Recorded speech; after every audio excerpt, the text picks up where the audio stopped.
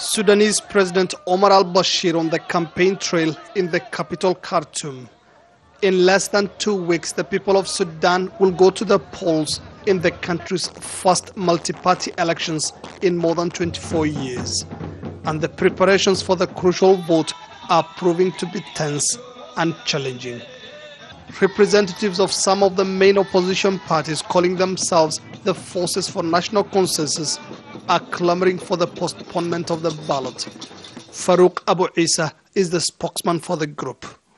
The overwhelming feeling among us is to boycott the elections. We are doing that to defend the unity and identity of Sudan. Taking part in the polls will be like participating in the burning of Sudan and throwing it into a deep hole. The group argues that it's not the right time for elections to happen in many parts of the country. They claim in the volatile Darfur region, election officials and candidates have been prevented by conflict and banditry from reaching potential voters. Amid all the calls for the postponement of the elections, the ruling National Congress Party continues to campaign.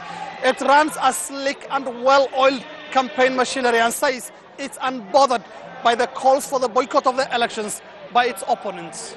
If 5, 6 or 7 parties boycott, the election will not be postponed.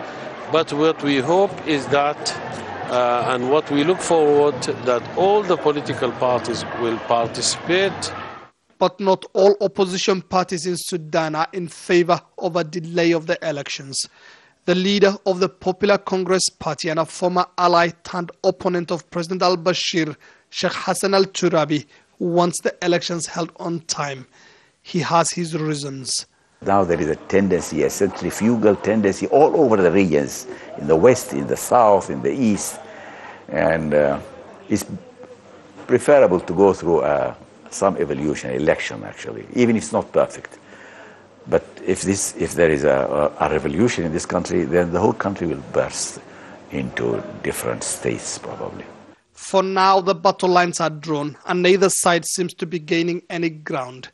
Opponents of a delay in the elections are hyping fears that such a move will result in a setback for a referendum for Southern Sudan's independence, which ultimately could trigger further violence between the two sides. Mohammed, Adow, Jazeera, Khartoum, Sudan.